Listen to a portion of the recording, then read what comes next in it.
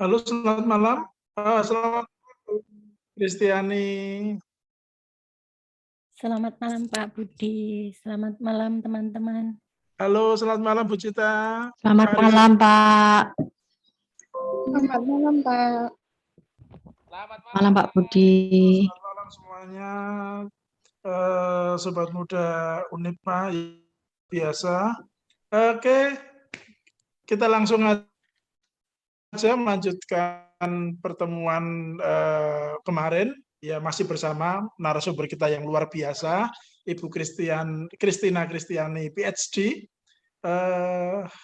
Hari ini pertemuan kedua dengan Bu Christina Kristiani, PhD.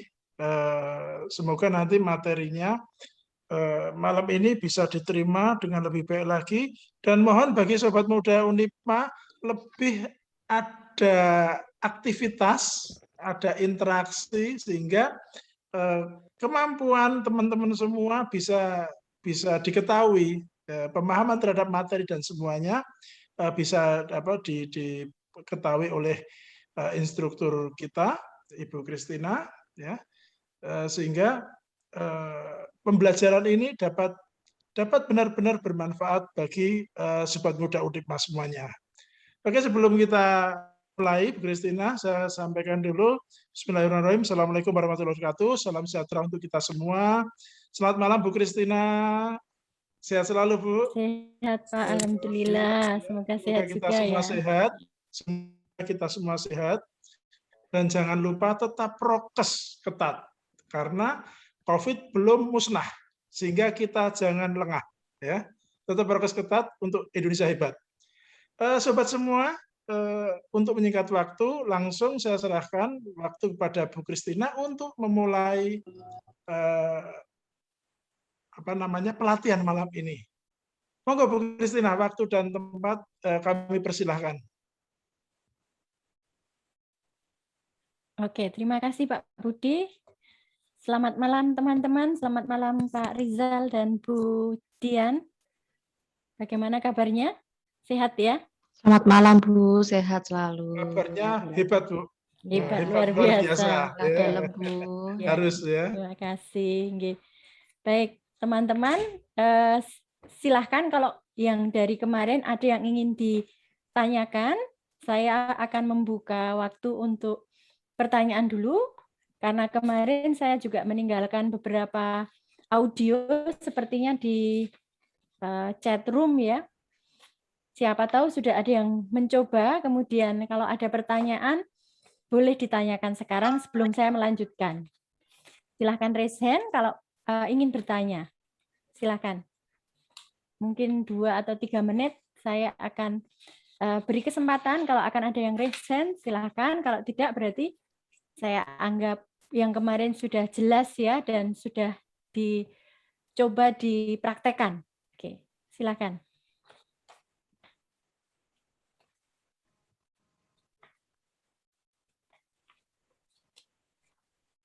Silakan bagi teman-teman semua yang ingin menanyakan sesuatu yang mungkin sekiranya belum dipahami, ada waktu dari Ibu Christina. Silakan Sobat Muda Unipma untuk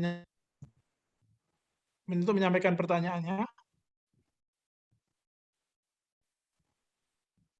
Baik, tidak. Kalaupun nanti masih ada dan sekarang belum ketemu, silakan ditanyakan ketika sesi sedang berlangsung ya. Jadi untuk bertanya dan untuk memberikan saya sinyal, silakan nanti raise hand saja. Klik yang di bagian reaction, kemudian ada raise hand. Oke, teman-teman, saya akan membagikan sharing yang hari kedua terkait dengan mempersiapkan tes TOEFL. Saya tadi sudah memberikan handouts melalui Pak Budi, ya. Semoga sudah juga diterima dan berusaha dilihat, ya. Baik, yang hari ini kita akan melihat dua bagian terakhir dari tes TOEFL, yaitu structure atau grammar dan written expression. Yang kedua adalah reading comprehension. Oke, kalau yang bagian ini juga masih sama, ITP maupun di IBT ada semua. Kemarin saya sampaikan bahwa bedanya hanya yang IBT itu ada tambahan speaking-nya, sedangkan di ITP itu tidak ada. Seperti tes TOEFL yang dari awal dulu dibuat, ya, itu memang tidak ada tes speaking. Tapi kalau yang IBT itu ada, jadi akan ada tempat di mana kita harus melakukan rekaman suara kita secara langsung. Ya, baik. Jadi yang kemarin telah kita coba berusaha mempraktekkan dan trik untuk menghadapi tes bagian listening. Kalau teman-teman cermati, ini kalau kita jumlahkan itu ada 2 jam atau 120 menit untuk keseluruhan tes. Ya. Jadi untuk yang paling banyak memang ada di bagian reading comprehension, sedangkan di materi yang structure atau grammar itu memang hanya paling sedikit waktunya, ya. Namun kalau teman-teman cermati, pertanyaannya itu cukup banyak, hanya selisih 10 dengan listening maupun dengan reading. Tapi waktunya itu sangat sebentar sebenarnya kalau structure dan written expression itu, ya. Maka memang kita harus benar-benar fokus, tidak boleh terlalu lama berpikir pada item yang sekiranya sangat sulit dan menjebak kita. Oke, baik. Hari ini kita akan mencoba berlatih seperti yang saya sampaikan di 2 lembar handouts-nya, itu bagian structured and written expression dan reading comprehension, ya. Tapi semua memang multiple choice questions atau pilihan ganda, ya. Tidak ada yang essay sebenarnya kalau di sini. Ya, yang ada kalau essay itu munculnya ada di IBT. Oke. Baik. Mau berbahasa Inggris. Yang tips umum di bagian kedua atau bagian structure dan ini sangat simpel sebenarnya. Yang pertama, kita harus memastikan bahwa kita itu melihat pertanyaan yang disebutkan. Tapi biasanya pertanyaannya itu tidak seperti pertanyaan yang ada di listening maupun di reading. Kalau yang di grammar biasanya hanya langsung dimilih jawaban yang benar, ya. Jadi yang ada adalah statement atau pernyataan yang tidak lengkap. Oke. Adalah lihat pernyataan atau sentence yang tidak lengkap itu sehingga kita bisa mencari tahu yang diinginkan apa. Ya, karena di sini tidak ada pertanyaan. Yang ada adalah pernyataan, statement, ya, not question. Kemudian yang kedua itu silakan membaca dan langsung mengeliminasi jawaban yang memang sebenarnya tidak bisa melengkapi sebelumnya. Ya, jadi tidak usah dilihat lagi kalau memang menurut kalian itu bukan jawaban yang tepat. Ya, tapi tidak boleh hanya melihat opsinya, karena sebelum melihat opsi harus melihat statementnya. Nanti coba kita lihat contohnya, ya. Nah, itu adalah tips umum bagian yang structure ini. Nah, yang written expression itu kalau kalian cermati itu ada di contoh bagikan di handouts. Saya membagikan yang bar pertama itu ada 10 pertanyaan. Ya, bagian written expression itu ada di nomor 7 sampai 10, teman-teman. Oke. Jadi kalian lihat handouts halaman 1 D1 itu ada dimaksud dengan structure itu adalah nomor 1 sampai dengan, sedangkan yang dimaksud dengan written expression itu adalah nomor 7 sampai dengan nomor 10, ya. Nanti saya tunjukkan, ya. Jadi written expression atau nomor 7 sampai 10 itu tips secara umum adalah diminta untuk melihat pernyataan, ya, dan kemudian melihat bagian-bagian yang digarisbawahi. Ya. Biasanya kalau kita melihat bagian-bagian yang digarisbawahi ada sejumlah pertanyaan itu atau ada sejumlah nomor itu yang langsung bisa kita jawab. Ya. Ini coba contoh lihat ini. First look at the underlined words or group of words. You want to see if you can spot which of the 4 answer choices is not correct. Ya. Jadi kadang tanpa melihat konteks, kalau yang bagian ini ada di beberapa nomor itu langsung kita bisa tahu mana yang benar, mana yang salah ya. Nanti pembahasan ini akan saya ulang lagi ketika tentang paralelisme. Paralelisme itu atau keseragaman ya. Untuk nomor 1, written expression nomor 1. Yang nomor 2, ketika melihat underline words itu tidak memberikan clue kepada kita, kira-kira tentang jawabannya apa, silahkan dibaca keseluruhan. Ketika tidak tahu ini sih yang salah apa ya, oh kalau nggak tahu ya sudah baca keseluruhan. Karena biasanya baca keseluruhan memang kita terbantu ya. Oke, itu tips secara umum. Nah, saya akan mulai dengan bagian structure terkait dengan skills atau strategi apa saja yang perlu kita dalami atau topik apa saja yang perlu kita dalami yang biasanya ditanyakan dalam tes TOEFL ya. Ada beberapa skills ya. Kalau di sini yang saya bagikan itu ada 3 skills ya, 3 skills. Yang pertama adalah kemampuan untuk melihat kesesuaian antara subjek kalimat dengan kata kerja ya. Dengan kata kerja. Subject verb agreement. Misalnya, the man talking to his friend has a beard. Dan the poem written by Paul appeared in the magazine. Ya. Itu contoh subject verb agreement. Nah, skill nomor adalah kemampuan untuk menganalisa kalimat yang lebih panjang, tapi ya. Dan kemudian setara itu masuknya hanya ada and, or, dan but. Ya, seperti dalam bahasa Indonesia ada dan, atau, tetapi. Yang ada levelnya itu sama gitu ya. Kemudian complex sentence.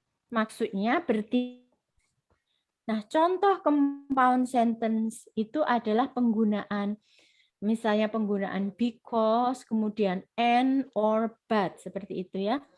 Misalnya Jack is going to have a football match next week, so he practices every day with his teammates. Ya, di sini contoh penggunaan compound sentence ya, lebih panjang kalimatnya, iya, tapi sebenarnya mereka posisinya sama. Oke. Selanjutnya, complex clauses. Ini kalau dalam bahasa Indonesia kita mengartikannya sebagai kalimat yang bertingkat, ya, atau ya kalimat kompleks, ya, karena dia memiliki anak kalimat dan macam-macam. Oke. Sekarang contohnya adalah penggunaan kata because, before, after, when, dan lain sebagainya. Kemudian adjective clause itu contohnya adalah penggunaan whom, who, which, where, and that gitu ya. Tapi kalau that biasanya sudah terrepresentasi dengan whom tadi. Oke. Sekarang sebagai contoh misalnya ada nomor 1, 2, dan 3. Ya, maaf kita mulai satunya dari yang presiden ini. Oke, saya akan membacakan untuk kalian. The President of the United States appoints the cabinet member. appointments are subject to Senate approval. Oke. Jadi di sini kalian diminta memilih kira-kira jawabannya mana gitu ya. Oke, kalau kalian lihat ini kan mesti ada there, ini juga there. Berarti there ini menjadi komponen yang tidak boleh hilang ya.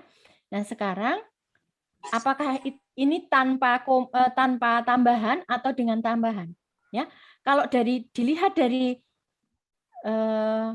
kalimatnya sendiri, kalau di sini ada koma tiba-tiba ada there itu jelas tidak mungkin karena ini sebenarnya baru subjek Presiden Amerika Serikat menunjuk anggota kabinet ya, menunjuk anggota kabinet. Ini sebenarnya sudah satu kalimat lengkap. Kemudian koma, nah berarti tidak mungkin their appointments are subject to Senate approval atau yang mana? Nah, ini kan sudah menunjuk ya. Sudah menunjuk subject to Senate approval. Tapi masih harus disetujui oleh Senat. Berarti kemungkinan there itu mungkin juga benar, tapi with dan because jelas salah ya, karena sebenarnya sudah ditunjuk. Oke, jadi ini sebenarnya jawabannya adalah D. Oke. Kemudian yang ini kita lihat yang Apollo saya. Contoh dengan adjective clause. Apollo 11 astronaut blah blah blah of the Earth's inhabitants witnessed on the famous first moonwalk on July 20th, 1969 were Neil Armstrong and Buzz Aldrin. Ya. Jadi kira-kira jawabannya apa?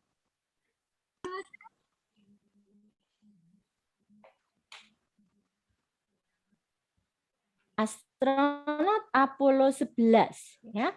Titik-titik. Apakah jawabannya whom? Apakah whom of the earth? Apakah kira-kira itu betul? Ataukah kira-kira whom millions of the earth? Ataukah were some of the earth inhabitants witness on the famous moonwalk? Okay. Ataukah whom some were?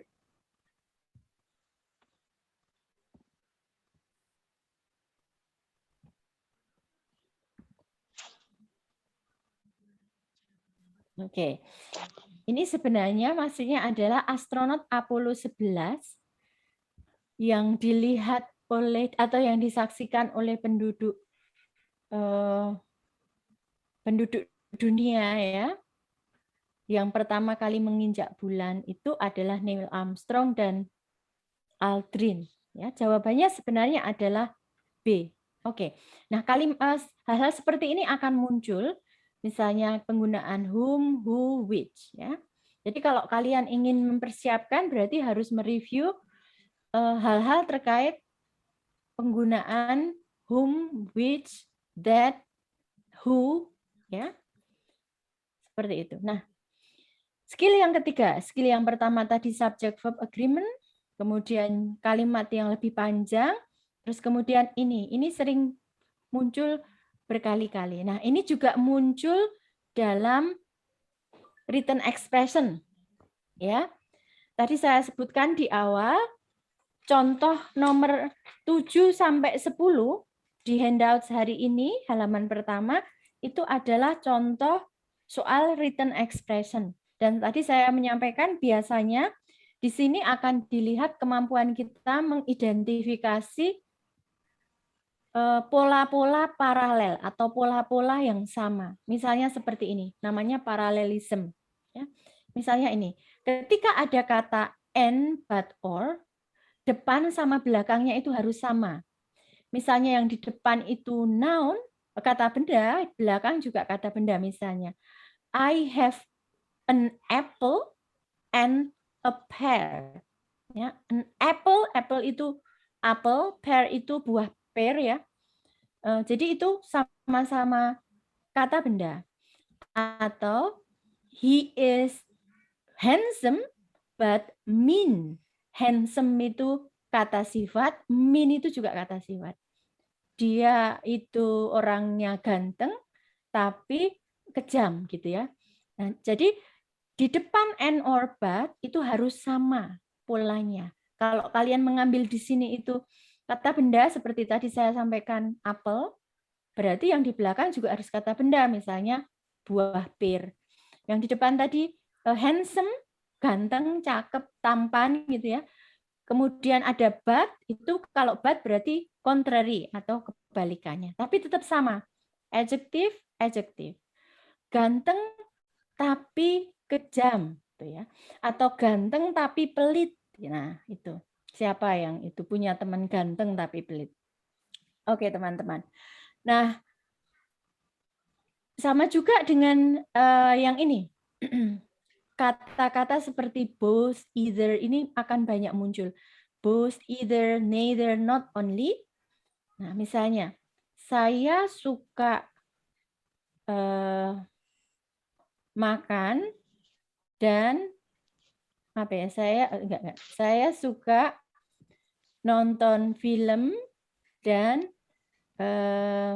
jalan belanja misalnya ya. Berarti saya akan bilang I love both watching movie and shopping. Watching and shopping. Jadi sama-sama ing. Watching and shopping. Oke. Ini juga sama either or. Either or. Neither atau neither nor. Not only but also. Oke. Tapi kemudian kalau polanya diubah, nanti akan kalian temukan di nomor 6, halaman pertama, latihan nomor 6 itu adalah pola di mana nor itu diubah ya posisinya. Jadi di depan. Saya bacakan nomor 6 yang ada di handout kalian. Your criticism of the 3 short story should be less than 2,000 words. Nor. Nah, kalau di sini nor kan di belakang ya. Coba kalian lihat. Nor di belakang. Neither nor. Ya. Tapi kalau tanpa neither-nya ini tidak ada, ya, langsung dipakai nor ya. Nor nanti kemudian di belakangnya ini kalau ini bisa diprediksi ya. Di belakangnya itu harus diubah menjadi kata kerja bantu dan subjek. Misalnya gimana? Misalnya nor is he kind. Nor is he kind. Dia juga tidak baik gitu ya. Atau tidak baik hati gitu. Nor is John kind. Atau nor does he come. Ya. Jadi dibalik. Oke. Baik. Nah, ini juga sama. Ini yang namanya paralelism atau kesetaraan. Sebelum kata more than, less than, as bla bla bla as, the same bla bla bla as, similar to, di sini di depan dan di belakangnya sama. Nanti kalian akan temukan itu di soal di bagian nomor 7 sampai 10 itu ada contohnya. Oke, nanti kita lihat. Oke, baik. Oke. Sebelum saya menuju ke reading, siapapun yang memiliki pertanyaan boleh mengajukannya tanpa menunggu dipersilahkan, karena sekarang kita akan melihat bagaimana jawaban kalian terkait yang lembar pertama, teman-teman. Ya, oke, saya sedang membagikan latihan structure and written expression yang saya sampaikan tadi, yang saya sampaikan 2 lembar tadi.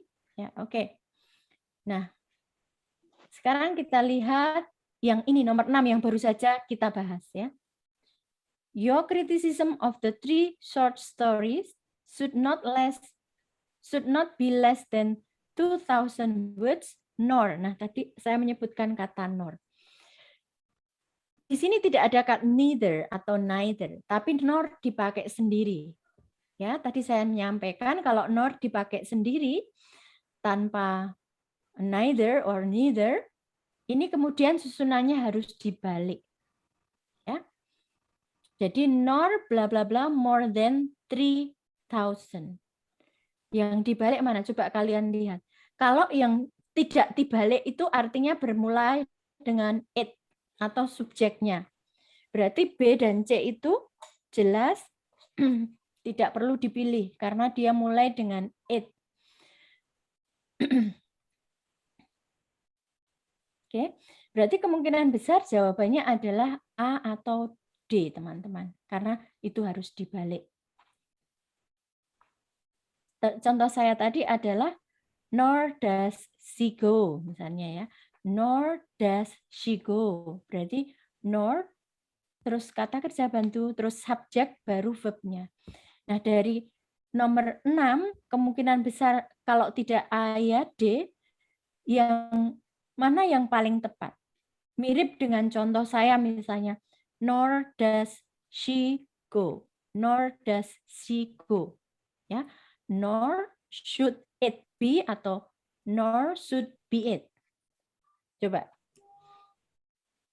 Nor should it be atau nor should be it. Oke, seperti ketika saya bilang nor does she go. So, jawabannya yang benar adalah A. Nor should it be. Ya. Jadi, nor should dulu, kemudian subjek dan verb-nya.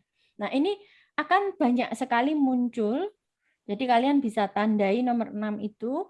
Entah nanti yang muncul itu kata nor atau kata yang lain. Tapi kemudian dibalik. Oke, teman-teman. Nah, yang baru saja juga kita diskusikan sebenarnya adalah nomor 9, paralelism. Silakan dilihat nomor 9, paralelism. Ketika saya tadi menyampaikan harus sama sebelum dan sesudahnya, ya. Oke, kita lihat the skeleton of a shark. Okay. Kerangka dari ikan shark ya, hiu, is made of cartilage rather than having bone. Oke. The skeleton of a shark is made of cartilage rather than having bone. Nah, kalau di sini silakan langsung melihat, misalnya pun nggak membaca ini, silakan langsung melihat A, B, C, D-nya. Seperti yang tadi tips umum. Ini of a, is made. Secara konstruksi ini sudah betul, ini juga betul. Dilihat sebelahnya juga betul. Nah, kemudian ada, ini yang menarik, rather than, kemudian having bone. Tadi katanya kalau ada S bla bla bla, S bla bla bla, then gitu ya, harus paralel antara depan dan belakang. Jadi kita lihat depannya rather than itu kan ada cartilage, itu kata benda. Sedangkan setelah itu adalah pakai ing. Artinya apa? Artinya dua komponen ini itu tidak sama atau tidak setara. So we can say this is not parallel. Ya, jadi yang paling mungkin dan jawabannya memang itu yang salah adalah karena yang di sini yang diminta adalah memilih yang salah ya, not correct. Kalau yang seperti ini itu biasanya disuruh memilih yang salah. Ya karena dari 4 tidak mungkin 3 salah ya. Yang mungkin adalah 3-nya itu benar, hanya 1 yang salah. Kalau seperti ini tidak perlu berpikir saya diminta apa ya. Jadi kalau melihat seperti ini langsung saja saya diminta mencari yang salah gitu. Jadi yang salah adalah jawaban D. Karena apa, teman-teman? Karena tidak setara dengan yang di depannya. Oke, baik. Nah, 2 nomor itu tadi contoh paralel. Oke? Nah, coba saya minta beberapa teman untuk menjawab. Jawab saja yang kalian rasa benar ya, tidak perlu harus ini benar atau salah gitu ya. Silahkan dijawab. Mbak Cindy Violita. Silahkan.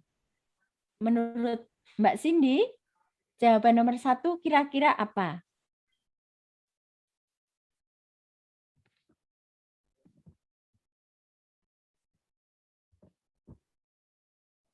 Untuk Mbak Cindy silahkan dijawab ya.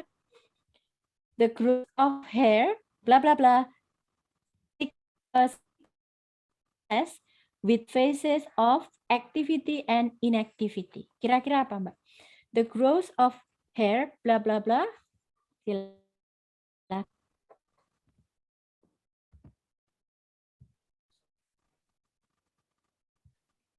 Atau boleh juga yang lain, boleh juga teman yang lain. Boleh mencoba, salah, tidak dikurangi nilainya. Di tes TOEFL pun kalau kalian jawaban salah itu tidak mengurangi nilai. Ya. Jadi lebih baik dijawab daripada ditinggalkan. Oke? Ada yang berani mencoba?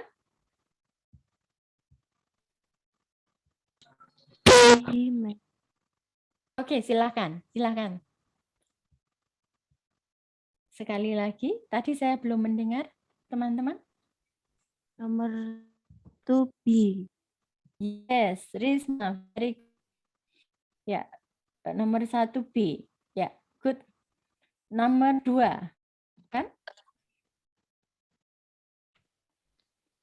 Nomor Bella. 2, Oh, Mega ya. Nomor 2, A. A. Betul, yes. Nomor 2, A. Nomor 3. Nomor 3. Nomor 5 ya, ternyata salah susunannya.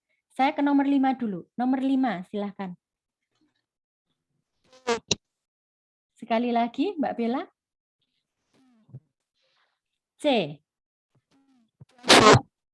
B. Iya. Oke, B. One difference between mathematics and language is that mathematics is precise, while language is not.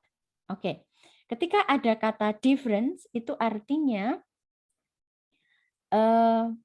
we are talking about kontras ya. Biasanya kalau kontras itu paling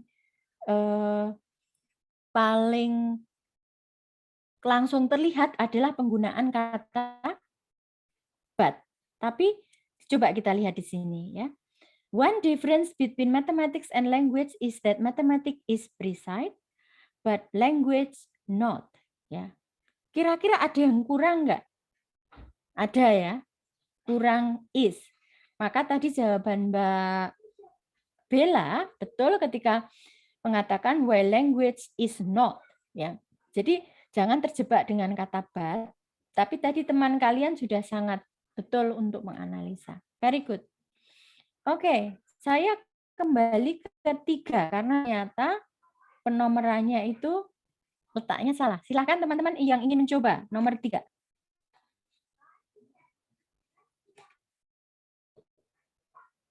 Silakan. Sekarang yang nomor 3 itu yang di kolom sebelah kanan. Ada yang mau mencoba? B, ma'am. Cynthia, B, very good. Yeah, very good. Now number 4.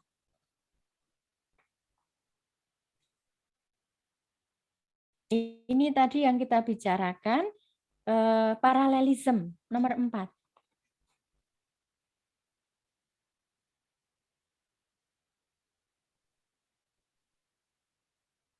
Ada kata or, bla bla bla common law or civil law. Oke, kira-kira apa? Oh, Mom. Yes, right.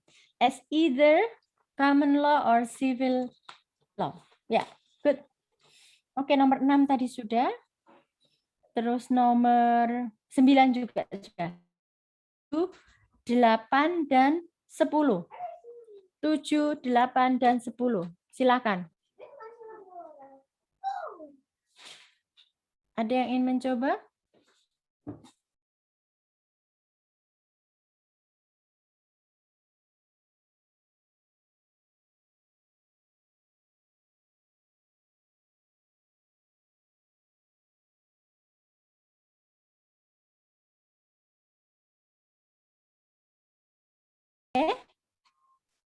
Karena tidak ada yang ingin mencoba, nomor 7 jawabannya adalah C.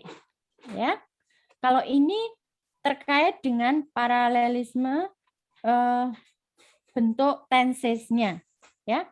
Dan juga apakah ini pasif atau atau aktif.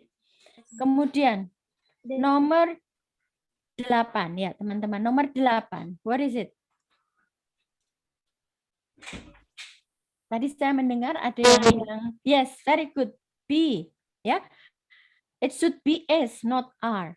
Oke. Number 10. Silakan teman-teman.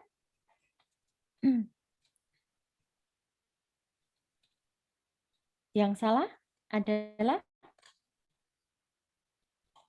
C. yes, very good.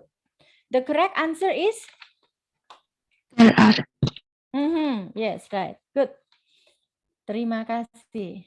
Nah, jadi sebenarnya kalau untuk yang grammar atau written expression itu tugas kita lebih kepada pemahaman struktur bahasa dan sering-sering mencoba berlatih soal-soal yang terkait grammar ya teman-teman. Nah, sekarang saya akan menuju ke bagian 3, reading comprehension. Reading comprehension, the time allocation is 55 minutes. Tapi bayangkan dalam 55 menit kita diminta untuk mencoba mengisi 50 soal. Artinya hanya 1 menit lebih sedikit untuk mengisi soal. Padahal kita perlu membaca, ya. Ada reading yang cukup panjang, ada yang sangat pendek juga ada, ya. Jadi yang perlu kita lakukan adalah pintar-pintarnya melakukan reading strategy, ya. Jadi bukan masalah bahwa kita itu membaca semua, tapi lebih kepada pintar mencari posisi-posisi penting dalam bacaan, ya. Oke. Maka nanti akan ada tips berupa misalnya diminta untuk skimming. Skimming itu membaca cepat, tapi tidak membaca per kata, tapi mencari tahu mana bagian-bagian yang memang harus dilihat ya. Contoh, bagian yang paling penting dalam sebuah reading itu adalah the first part of the reading passage. Biasanya kalimat pertama dari sebuah reading itu penting ya, dari sebuah teks. Oke, itu salah satu tips. Tips yang kedua adalah melihat yang ditanyakan. Jadi setelah membaca yang pertama, kemudian melihat yang ditanyakan apa, jadi kita tidak perlu membaca semua. Ya, itu memang hal yang harus kita lakukan. Kenapa? Karena waktunya itu terbatas, tapi soalnya itu banyak. Tidak hanya soal, tapi juga dengan reading. Nah, bukan berarti kalian mensiasati. Sebenarnya ini bukan siasat. But this one is more to whether you can use, what is it?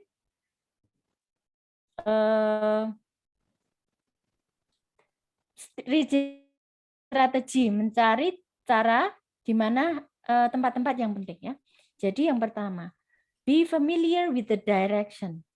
Ya, instruksinya itu harus menjadi familiar untuk kita. Biasanya instruksinya itu seperti diminta untuk mencari main idea, ya, diminta untuk mencari yang salah, dan diminta untuk mencari detail detail informasi. Oke, jadi get familiar so that you do not focus on questions or instruction.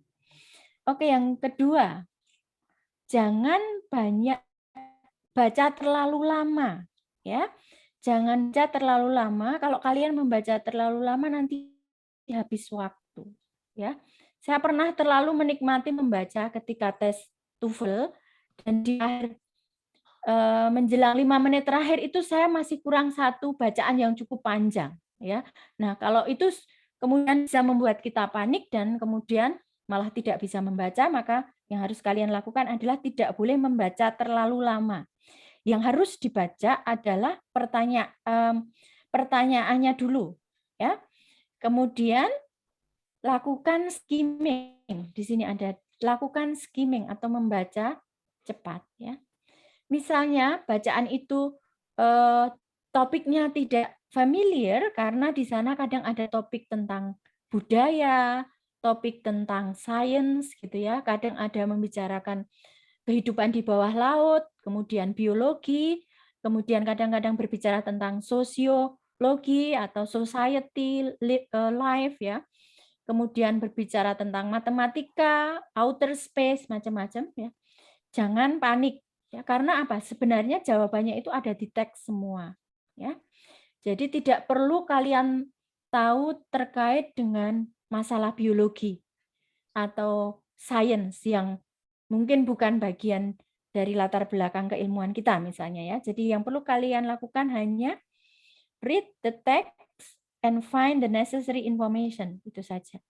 Nah, kemudian tips yang keempat adalah jangan berlama-lama. Ada kalanya itu question item itu sulit. Oke, jadi tinggalkan, kalau sulit tinggalkan, tapi harus dijawab ya. Karena kalau tidak dijawab rugi. Oke, yang pertama skillnya adalah kita akan diminta untuk mencari ide atau gagasan dari reading yang kita baca itu apa, atau topiknya itu sebenarnya apa. The passage is about bla bla bla. Atau pertanyaannya adalah the topic of the passage is bla bla bla, or what is the passage talking about, ya.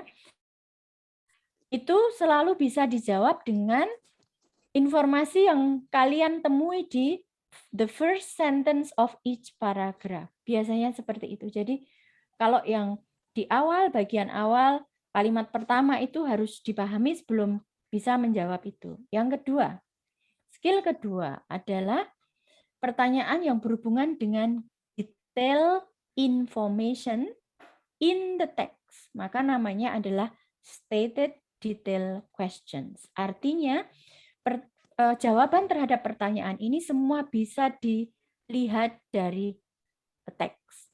Contoh, pertanyaan seperti, which of the following is mentioned in the passage as a way that Colorado River gets to the southwest? Ya. Nah, informasi atau jawaban mesti akan ada di teks. Jadi, gampang saja kalian tinggal ambil dari teks yang ada kata-kata Colorado River and the Southwest. Ya, tapi nanti yang dicari adalah what is mentioned as a way that Colorado gets to the Southwest. Skill nomor 3 itu pertanyaan detail, ya, sangat detail, bukan terkait dengan topik, tapi tidak ada secara eksplisit disebutkan dalam passage. Ya. For example, the question will be, which of the following is not stated about the whole blood? Ya, jadi kata is not itu dikasih kadang-kadang bolded or capitalized, ya, diketik dengan semua huruf kapital. Nah, kalau seperti ini artinya mana yang tidak ada di dalam teks. Maka namanya questions related to unstated detail. Detail tapi tidak ada di dalam teks. Oke, itu juga akan muncul. Maka kalian perlu melihat mana yang tidak ada. Skill selanjutnya yaitu questions but related to implied detail. Ya, kita berarti harus berpikir jawabannya karena apa? Karena tidak tercantum di sana. Tapi sebenarnya dari kata-kata yang dijelaskan, kita bisa menyimpulkan bahwa jawabannya itu ini, gitu ya. Itu yang namanya implied detail questions. Skill selanjutnya yang mesti muncul, paling tidak ini harus tidak boleh terlewatkan ya teman-teman, yaitu pronoun referent. Artinya kita harus mencari tahu pronoun atau kata ganti yang diinginkan, yang biasanya ditaruh di antara quotation mark seperti ini, ya, itu sebenarnya dia refer to apa, ya, atau dia itu mengacu pada siapa atau mengacu pada apa. Biasanya ada kata-kata seperti the pronoun it atau the pronoun he, the pronoun them. Inline di baris kedua itu mengacu ke apa atau mengacu ke siapa. Ini mesti muncul, ya. Jadi paling tidak kalau mau kehabisan waktu itu harus dijawab karena ini lebih mudah untuk mencarinya, ya. Nah, kadang-kadang itu hanya ada 4 pertanyaan atau mungkin 3. Dan readingnya itu panjang.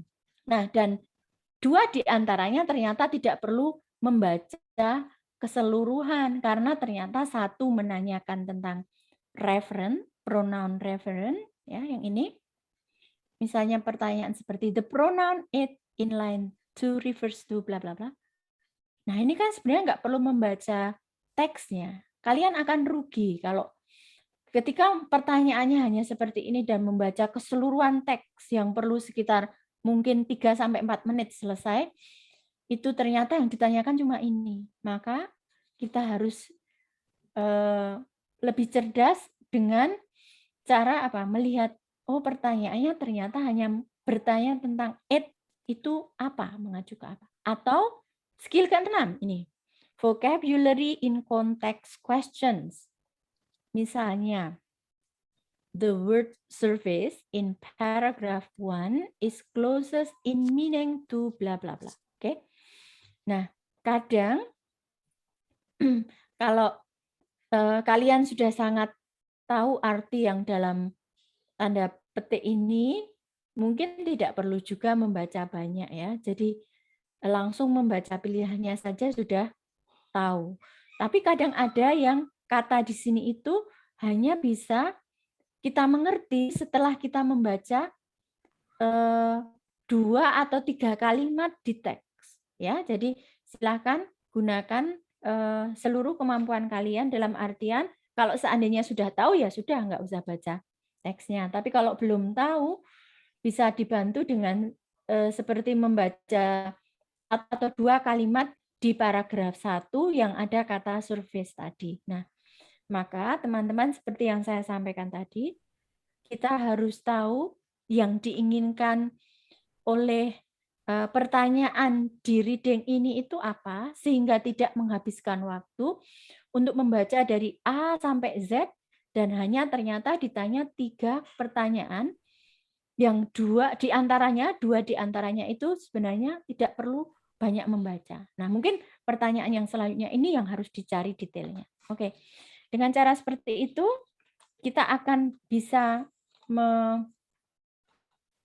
menghemat waktu, kemudian energi kita gunakan untuk melakukan atau menjawab pertanyaan yang memang butuh waktu yang lebih banyak. Oke? Nah, yang kemudian skill nomor 7 itu terkait dengan pertanyaan where question. Where question itu artinya biasanya menanyakan di paragraf keberapa atau di line keberapa ya. Nah, kalau ini mungkin kita juga skimming atau membaca cepat bisa, tapi juga kadang-kadang kita perlu berhati-hati. Misalnya ada muncul kata hit the water, itu muncul berkali-kali, maka kita perlu membaca mana yang sebenarnya menjawab pertanyaan where in the passage does the author mention that what hits the water in a geyser. Ya, oke.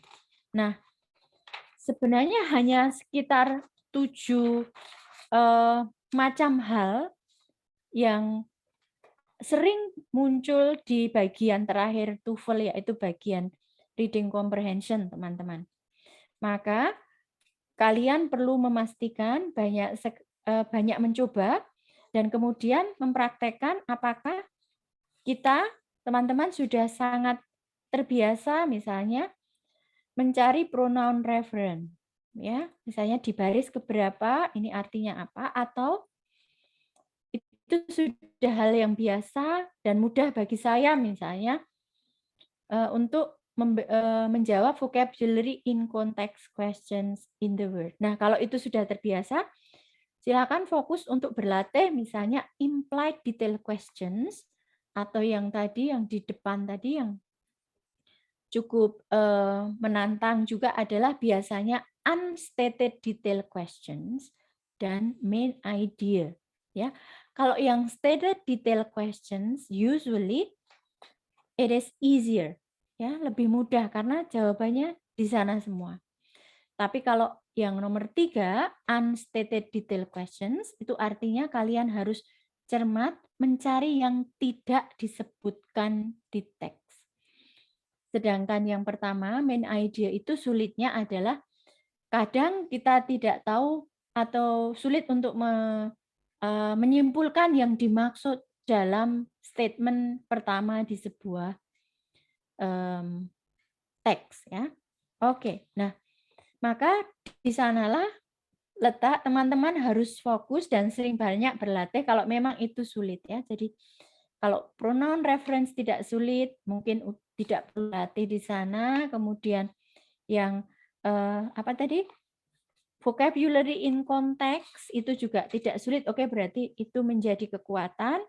Dan yang terakhir, where questions tadi, di mana bisa ditemukan dalam passage tersebut. Itu juga sudah biasa, maka sekalian kalian semua harus fokus ke yang sulit. Oke, now let us see, I think, let us see the example. Ya, yang saya bagikan di halaman kedua tadi. Oke. Nanti akan saya undang lagi teman-teman untuk menjawab. Kemudian kalau mau bertanya juga boleh, tidak harus menjawab ini. Oke.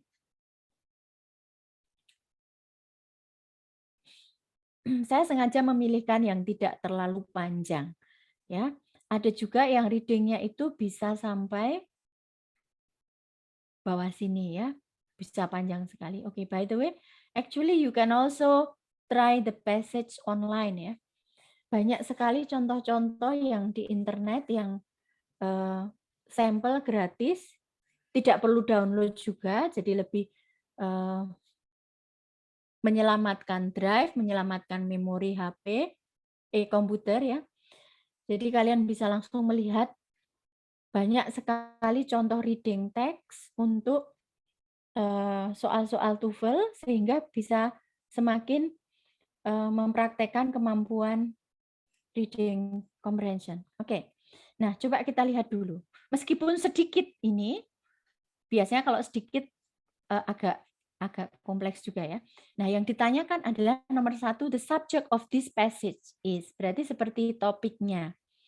Nah, kemudian according to the passage, how often? Nah, kalau sudah according to the passage, how often itu berarti detail yang stated. So, stated detail question. Nomor 3, an REM, sleep period of 40 minutes would most likely be which period of REM sleep. Nah, ini yang implied. Sebenarnya ada di situ informasinya, tapi kita harus berpikir kemudian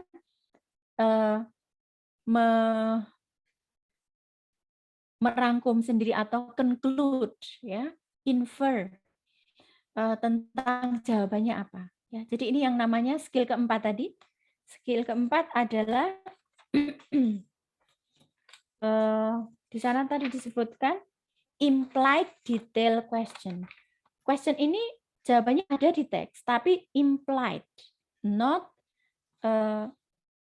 jadi tersurat, bukan tersirat, bukan tersurat. Ya, jadi harus dipahami sendiri. Kemudian nomor 4, the word progresses in line 5 is closest in meaning. Jadi ini vocab kalau ini. The word transition, nah vocab juga. 6, the N in NREM would probably stand for. Nah, ini logika kalau ini. Yang nomor 7, according to the passage, all of the following occur except, berarti not stated detail. Yang not tadi, ya. Oke, yang 8 adalah wherein. Nah, ini adalah skill tadi. Skill ke-7, where in question. Nah, jadi karena hanya yang ini yang muncul-muncul teman-teman, maka kalau kalian melihat passage itu, entah itu online, entah itu di mana, silakan coba berlatih 7 kemampuan untuk membaca persiapan untuk teks yang digunakan di TOEFL test, ya. Oke, kita akan melihat jawabannya. Bisa ada yang membantu saya? 1 atau 2 orang enggak apa-apa sekaligus untuk menjawab nomor 1 sampai 8. Mungkin orang pertama menjawab 1 sampai 4, nanti kemudian orang kedua bisa menjawab 5 sampai 8. Silakan. Oke. 1 sampai 4 ini pertanyaannya. Please.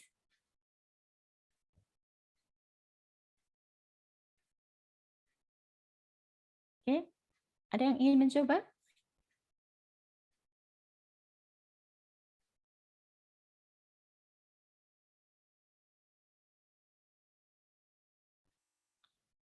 Ada, teman-teman? Mbak Penny Dwi, coba. Ataupun yang lainnya juga boleh.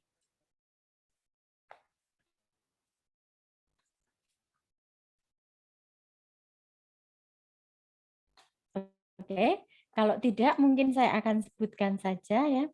1 sampai 4. Jawabannya adalah E, C, D. Nah, D ini yang nomor 3 ini adalah implied detail question. Because, kenapa? Karena yang di reading hanya disebutkan seperti ini.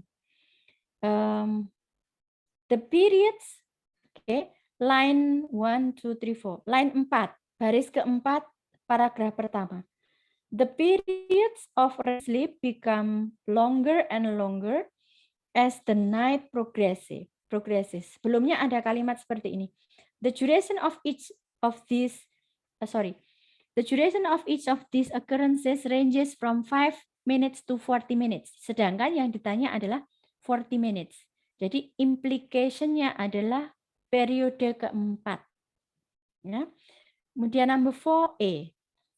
Oke. Number 5, D, 6B, and then 7, C, yang tidak ada ya yang pertanyaannya. Dan yang terakhir adalah the length of periods of REM sleep adalah B. Oke, that's it. Do you want to ask questions? Please do now if you want to ask question. If you do not want to ask question, I think it's all that I can give to you. Ya, jadi itu yang bisa saya sharekan dalam kesempatan 2 hari ini. Meskipun waktunya 60 menit, tentu tidak semua bisa tercover ya teman-teman. Kemudian selanjutnya good luck ya untuk mempersiapkan tes yang akan diambil, semoga bermanfaat, dan mohon maaf seandainya dalam saya sharing itu kurang ataupun terlalu cepat atau terlalu lambat. Oke, terima kasih matur nuwun Pak Budi, Ya, Bu. Bu Dian dan Mas Rizal. Pak Rizal. Ya, baik. Oke. Terima kasih teman-teman. Baik, terima kasih sekali Bu Christina tentang materinya luar biasa dan tentunya sangat bermanfaat, sangat berguna bagi Sobat Muda Undipma untuk nanti menghadapi tes TOEFL. Semoga hasilnya nanti memuaskan seperti yang kita harapkan semua. Ya. Sekali lagi kepada Bu Christina, PhD, kami ucapkan banyak-banyak terima kasih atas ilmu pengetahuannya. Untuk itu mohon Sobat Muda Undipma untuk aplaus semua pada Bu Christina, dan kita berharap semua ilmu yang diberikan oleh Bu Christina 2 malam ini dapat membantu kita untuk berkinerja berbahasa Inggris dengan lebih baik lagi. Dan tentunya kita berharap dapat bertemu dengan beliau, dengan Ibu Christina PhD yang tentunya dengan materi-materi lain yang bermanfaat bagi kita semua. Ya. Sobat Muda Undipma semuanya, pertemuan malam ini dari Bu Christina semoga mampu menjadikan bekal Anda semua dalam menghadapi tes besok minggu. Ya, kami harapkan seperti itu, dapat menghasilkan nilai yang memuaskan seperti harapan kita semua. Sekali lagi kami ucapkan ya atas nama program studi akuntansi Universitas PGRI Madiun kepada Bu Christina yang saya hormati atas ilmu kesediaan beliau dalam memberikan pengetahuan kepada kita semua ya, kepada kami program studi akuntansi Undipma ya. Dan sekali lagi jangan kapok Bu ya, jika nanti kami ada acara, ya mohon bantuannya. Ya, Ya, itu. Saya kira itu semua teman-teman semua. Sekali lagi Bu Kristina, terima kasih matur nuwun atas ilmu yang telah diberikan kepada kami. Dan untuk itu karena waktu sudah malam, kami akhiri sesi pelatihan bahasa Inggris malam ini. Semoga menjadikan manfaat dan berkah bagi kita semua. Terima kasih, selamat malam. Assalamualaikum warahmatullahi wabarakatuh. Salam sejahtera untuk kita semua. Terima kasih, selamat malam. Terima kasih Bu Grace. Selamat malam.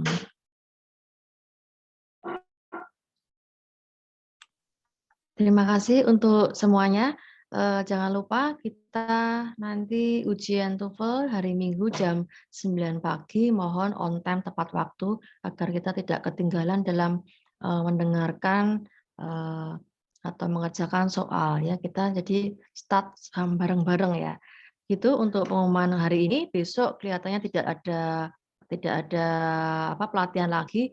Mungkin ada sedikit nanti tambahan pelatihan, bukan pelatihan ya, pasca ujian, setelah ujian ya, nggak tahu hari Senin atau hari ya minggu depan itu, sebelum sertifikat kita share ke kalian. Terima kasih untuk infonya. Selamat malam, sampai ketemu hari Minggu.